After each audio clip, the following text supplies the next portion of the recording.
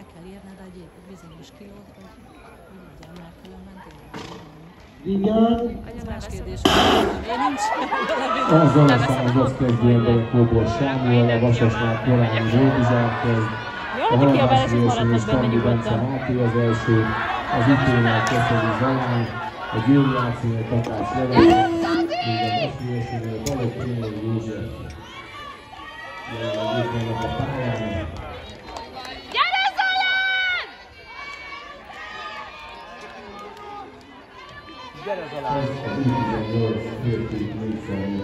Gyere Zalán, gyere! Gyere Zalán, gyere! Gyere Zalán, gyere már! Gyere Zalán, gyerünk! Gyerünk! Gyerünk Zalán, végig gyerünk! Rációit hozzánk legközelebb, és talán ők is váltottak először a Vasas és a Győri Ácénél fej mellett.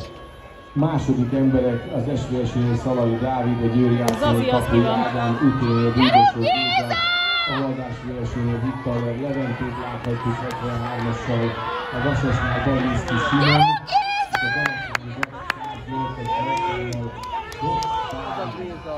108-as ebben a körben. Gyerünk Géza, gyere!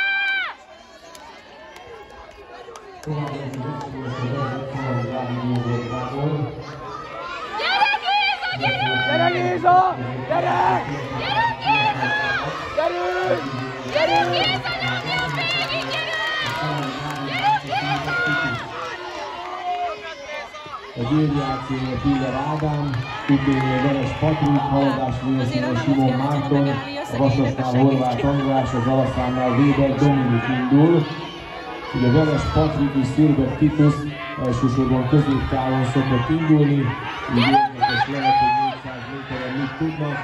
Veres Patrik világban is Weber a felsőrezben, pedig Patrik 1500 méteren indul. Gyerünk Patrik! Ők ismerik egymást szerintem. Jönnek a többiek is. Gyerünk Patrik! Gyerünk Patrik, gyere! Gyerünk Patrik! Gyerünk Patrik! Gyerünk Patrik! Indulj!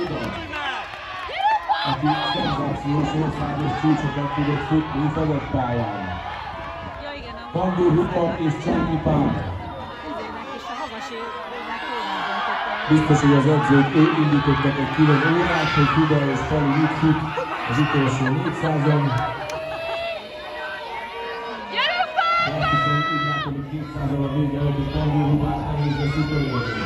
De azért Pali biztos nem hozzájön. Gyere Patrik! Gyere Pákó! Gyere Pákó! Gyere Patrik! Ez az! Gyere Pákó!